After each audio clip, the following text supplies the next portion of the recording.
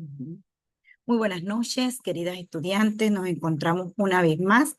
En este momento vamos a tratar el tema de la unidad número 2 de la asignatura Fundamentos Conceptuales e Históricos de la Educación Preescolar. El tema, la familia como concepto educativo. La familia, ¿verdad? Un papel que es debatido mucho en la actualidad en el plano de educación. Cuando hablamos de familia, hablamos de esa pareja que decide unirse íntimamente y formar ese grupo de personas que tienen un proyecto de vida en común. Valga la redundancia, las familias no son iguales, ya que muchas tienen estructuras diferentes, pero siguen siendo familia porque tienen un proyecto de vida en común. Un placer saludarle, profesora Rita Rodríguez. La familia es el primer agente socializador clave en valores, actitudes y vínculos afectivos. Recordemos que el primer grupo social al cual pertenece un niño es la familia. Ahí es donde él aprende sus valores, sus formas de comportamiento. Él aprende por imitación. Pero es muy importante recordar que la familia debe trabajar en equipo con los centros educativos. Características de la educación familiar. La educación familiar siempre va a ser continua y permanente, se va a dar a lo largo de la vida, va a estar fundamentada en los valores que vea el estudiante o el niño practicar a su familia. Ellos van a tener una base de comportamiento muy similar a su familia, unos principios, unos criterios de vida, y es lo que podemos llamar de manera global, una formación global que es informal, porque la familia no tiene un currículum, no tiene una estrategia, no tiene una metodología específica, pero de una manera directa o indirecta, el niño va a aprender imitando lo que ve dentro de su casa. Muchas veces vemos niños con algunos vocabularios particulares, algunas formas de tratar al compañero con una falta de empatía. Y usted cuando aborda ese papel, el papá dice, qué raro, porque acá en la casa no somos así. Pero realmente créame que eso que el niño trae, lo trae de ese contexto familiar, porque es realmente el primer lugar donde él se está desenvolviendo y donde él está aprendiendo.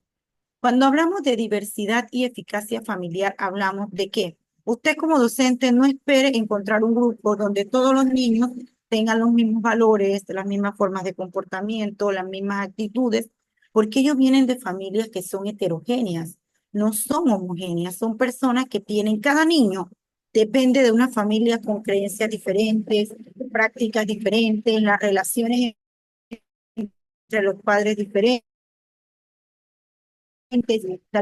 y todas estas cosas y por lo tanto su manera de expresarse, sus actitudes van a ser muy diferentes y eso va a ser por la diversidad de familia que tienen, pero lo importante es que la familia, aunque sea diversa, sea eficaz, ¿verdad? Ahora vamos a hablar un poquito de la relación de la familia y la escuela. Es muy importante que el papá tenga claro que ese niño realmente esta responsabilidad, esta criatura que se trajo al mundo está vinculado con ellos como padre, como familia, que ellos tienen que colaborar. Aunque en preescolar se trabaja la gestión de aula, que es todo, se trabaja con el niño dentro del salón, no se debe estar enviando tareas para la casa, sino hacerlo allí, porque usted va viendo ese proceso del niño y lo puede ir autorregulando, ¿verdad? Si el niño no comprendió, si no lo desarrolló de la mejor manera, apoyarlo porque usted es el profesional. A veces al mandarlo a la casa, el papá no tiene ese tacto, esa forma, por el nivel madurativo del niño. Pero esto no exonera a los padres a que tengan que colaborar para que el éxito educativo y social de su hijo se dé. El padre tiene que orientar al chico sobre el respeto al docente, a los niños, llevarlo temprano, llevarlo bañado, tenerle sus útiles al día, comprender que para que él rinda tiene que tener su atención médica al día. Entonces nos damos cuenta que realmente debe haber una comunicación entre la escuela, el docente y la familia para que todo se dé de la mejor manera. Ahora vamos a ver las funciones de la familia en función a ese niño, a ese estudiante. La familia debe trabajar en el niño, debe saber vestirse solo, comer solo, ¿verdad? Tener algunas actividades que él puede hacer de manera independiente. Pero si no es así, Si no tiene desarrolladas esas habilidades de vida diaria, la maestra de preescolar debe comprender que ella tiene que orientar al padre para que ponga al niño a trabajar su autonomía en casa y ella de una manera u otra trabajarle actividades como subir zipper, cremallera, abotonar, ponerse los zapatos, amarrarse los cordones. Identidad.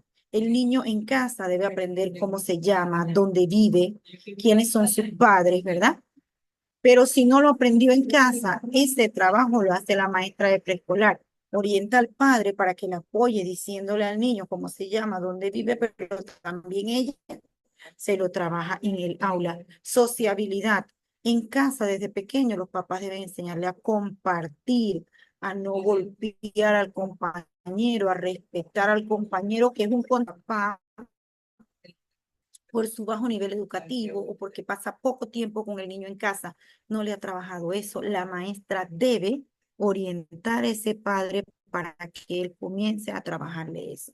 Transmisión de valores culturales. El padre tiene que comprender que de 0 a 5 años ese cerebro del niño es una esponja, pero que también tiene plasticidad cerebral, que si ha aprendido algo negativo, él lo puede mejorar y que por lo tanto él tiene que enfocarse en que el niño le vea poner en práctica los valores, ¿verdad? En casa para que lo imite.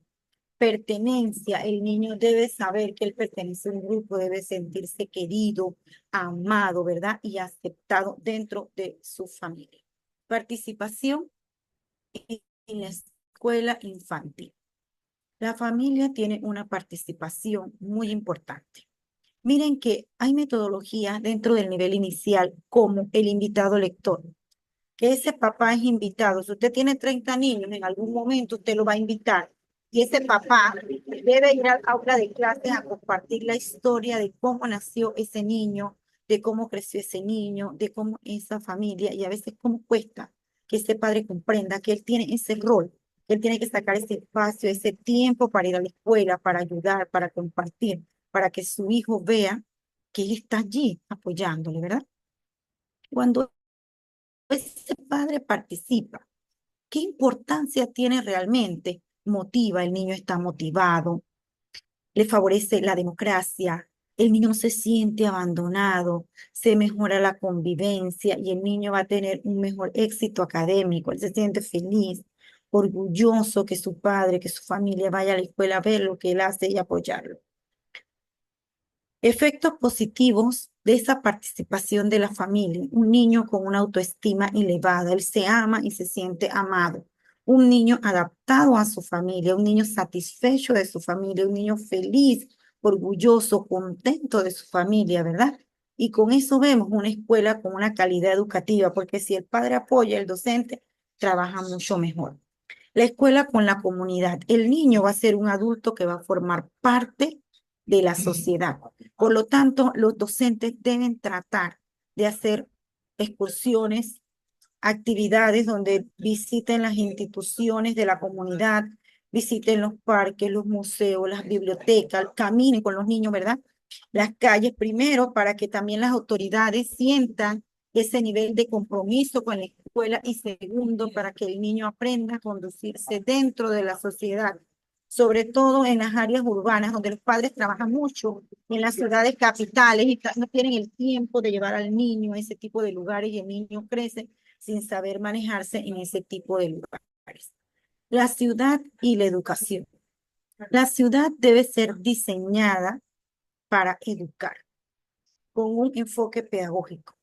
La ciudad debe tener un museo, la ciudad debe tener parques con todas las condiciones para que los niños puedan ir. La ciudad debe tener zoológicos, la ciudad debe tener bibliotecas, la ciudad debe tener lugares que incentiven en el niño el conocimiento, que le aporten cosas positivas. Deben tener café internet, deben tener lugares donde tengan computadoras al acceso de los niños, para que no todo lo que el niño tenga a su alcance sea negativo.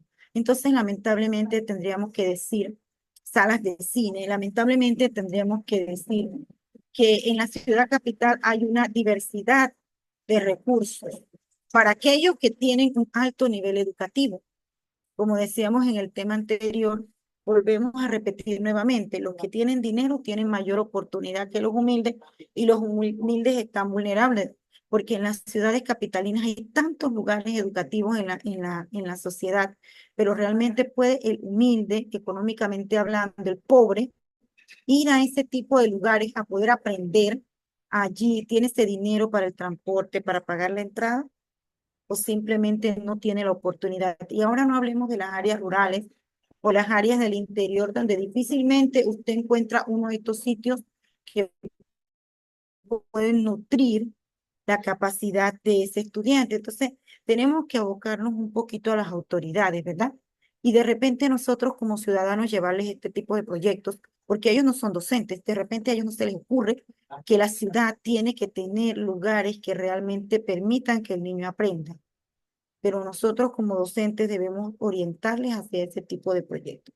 En los medios rurales y la educación. En las áreas rurales nosotros tenemos un problema muy grande. Los niños tienen un lenguaje muy limitado porque ellos no tienen tantos elementos en su entorno. En algunos no hay luz, no hay internet, no hay una tienda, no hay un almacén. Ellos viven tan limitados. Entonces, cuando los docentes vamos realmente, tenemos que comprender esto. Tenemos que comenzar a trabajarles un poco de vocabulario, comenzar a contextualizar el currículum, ese programa que nos da Meduca, a la realidad de esos niños. Miren que los niños, cuando usted llega a lugares como bastimentos, a lugares de áreas indígenas, los niños a veces no tienen ni siquiera un lenguaje en español. Y la maestra quiere llegar trabajándole una poesía cuando realmente debe comenzar a trabajarle el lenguaje para que él pueda comunicarse. El rasgo del docente. El docente siempre va a estar lleno de complejidades. ¿Por qué? Porque Meduca lo bombardea con múltiples trabajos, con múltiples funciones, sobre todo si es director de una escuela multigrado, tiene que ir a comprar, a cotizar, tiene que llevar el control de la escuela, aparte de eso, planificar, atender al grupo, ¿verdad? Es realmente un reto. Ser docente es muy complejo. Nos trae muchas incertidumbres de todo tipo, porque usted no solamente lleva las situaciones del niño, de la escuela, del centro educativo, las compras de Meduca, usted también tiene situaciones a nivel personal que le causan incertidumbre. Pero para que usted pueda realmente hacer frente a esto y poder hacer un trabajo de calidad, es necesario que usted haga su labor con pasión, con vocación, que usted ame lo que hace, porque solo eso le va a poder ayudar a hacer frente a la incertidumbre y a la complejidad. Orientaciones en educación infantil. Aún la educación infantil debe ser asistencial, debe cuidar y proteger al niño, pero también debe ser instructiva y preparatoria, ¿verdad? Debe ser instructiva y preparatoria para que él pueda tener las competencias o las habilidades básicas para un primer grado. Debe ser integral, debe favorecer el aprendizaje, ¿verdad? Y debe tener esa visión de te cuido, pero también te enseño. Por eso ya las guarderías no las permiten abrir solamente para guardar o cuidar al niño, sino que todo CAIPI, que ahora se llaman así, debe también enseñar, trabajar con un currículum. Tanto Mides tiene un currículum, como Meduca tiene un currículum, como Udela tiene un currículum, que son los contenidos que deben darse en estas edades. Construcción de identidad profesional. Usted como docente, como profesional, tiene que reflexionar si su trabajo lo está haciendo de la mejor manera y si no lo está haciendo de la mejor manera, retomar su camino y mejorar. Tiene que tener compromiso y tiene que trabajar en equipo, tiene que ser un docente colaborador con la institución para que se puedan dar los procesos formativos de la mejor manera. Los aspectos que influyen en la identidad del docente. En la identidad del docente hay factores personales, como antes le dije, las experiencias de vida, ¿verdad? Con quién él se está codeando, con quién está compartiendo, si le suma o no a su vida, la parte social, el reconocimiento que le dan en la escuela, en la comunidad, todo eso lo motiva a seguir adelante su formación pedagógica, si realmente es competitivo y si realmente es un docente que asume los cambios globales. Vino la tecnología, qué duro. Yo no sé usar esto, pero yo busco la manera de aprender. Yo no me quedo rezagado porque yo comprendo que si yo me quedo rezagado, al final quien daño es al niño. Ahora vamos a ver las características del proceso educativo.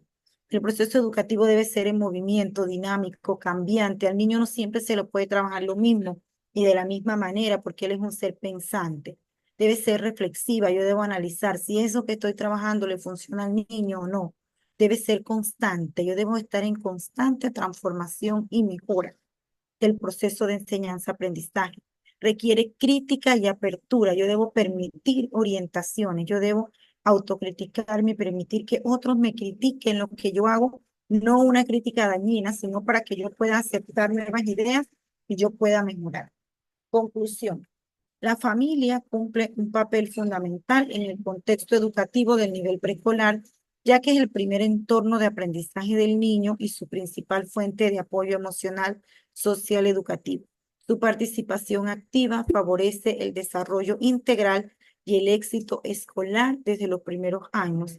Palabras más, palabras menos. El niño, la familia y el docente trabajan de la mano como equipo para que la calidad educativa se pueda dar. Muchas gracias. Ha sido un placer y que descansen.